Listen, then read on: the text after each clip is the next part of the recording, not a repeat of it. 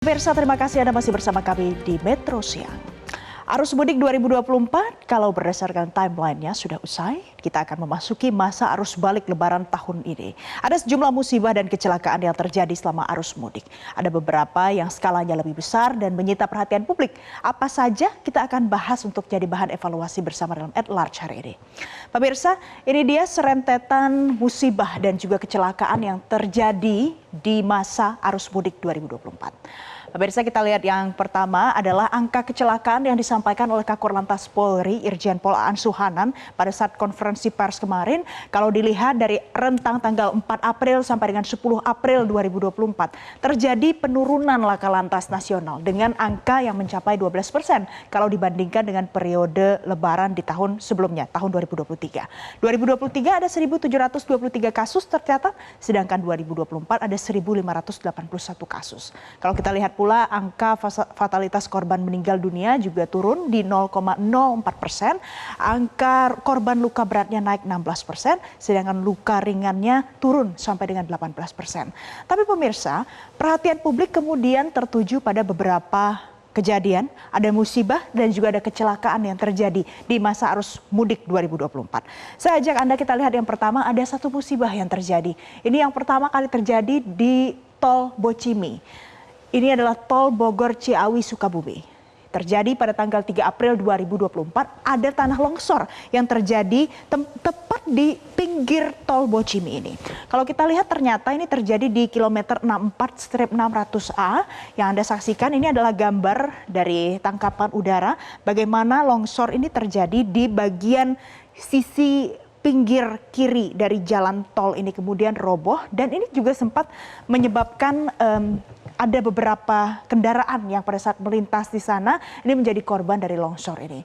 Pemirsa, kalau kita lihat lagi, ini terjadi di Tol Parungkuda arah Sukabumi, Kecamatan Cicurug di Kabupaten Sukabumi, Jawa Barat. Jadi korbannya ada satu truk dan juga ada satu mobil MPV yang menjadi korban dari longsor Bocimi ini. Yang kedua yang juga menyita perhatian publik adalah terjadinya kecelakaan di kilometer 58. Kita lihat apa saja detailnya. Kecelakaan ini terjadi di 8 April 2024. Kalau kita lihat gambarnya, ini ada beberapa mobil yang kemudian terbakar di jalan tol karena ini terjadi kecelakaan beruntun, dan akibatnya adalah 12 orang yang hendak mudik tewas dalam kecelakaan ini. Kecelakaan ini terjadi di lajur kontraflow saat terjadi dan melibatkan 3 kendaraan. Ada satu minibus dan ada satu bus, kemudian ada 2 minibus. Dan penyebabnya ternyata setelah diusut oleh pihak kepolisian adalah supir kelelahan, dan juga setelah diusut ternyata travel ini ilegal dan kelebihan muatan, pemirsa. Ini adalah hal-hal yang perlu dievaluasi dari tiap kecelakaan.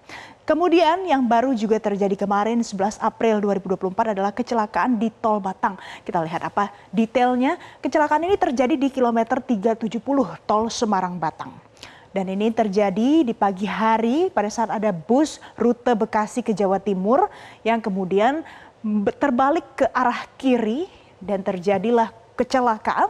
Ada korban 7 orang tewas, 15 luka-luka. Dan kemudian pada saat diusut juga ternyata penyebabnya adalah supir mengantuk dan kelelahan. Pemirsa, dari beberapa kejadian ini ada hal yang disampaikan oleh Kakor Lantas Polri Irjen Pol Aan Suhanan. Apa yang disampaikan kita lihat bersama. Aan Suhanan mengatakan begini, kalau lelah silakan berhenti. Tidak harus dipaksakan sehingga tidak berakibat fatal seperti kecelakaan. Kalau tempat istirahat di jalan tol penuh, bisa keluar sebentar ke jalan arteri untuk beristirahat. Ini disampaikan oleh Kakor Lantas pada saat melakukan konferensi pers untuk menangani kasus kecelakaan bus di Tol Batang Semarang kemarin. Intinya pemirsa, dari beberapa kecelakaan dan musibah ini yang perlu diperhatikan adalah pada saat kita akan melakukan, kalau arus mudik sudah selesai berarti akan ada arus balik, harus diperhatikan betul bagaimana stamina supirnya. Kesehatan supir harus tetap dijaga. Kalau lelah tentu lebih baik istirahat. Seperti yang disampaikan oleh Kakor Lantas Polri, kalau seandainya rest areanya penuh silahkan keluar tol, bisa beristirahat di jalur arteri. Kemudian berikut dengan para PO bus juga tentu harus memastikan kendaraannya layak jalan, kemudian supirnya juga tentu harus diperhatikan. Untuk apa? Untuk keamanan bersama, keselamatan yang akan mudik dan juga arus balik di lebaran tahun ini.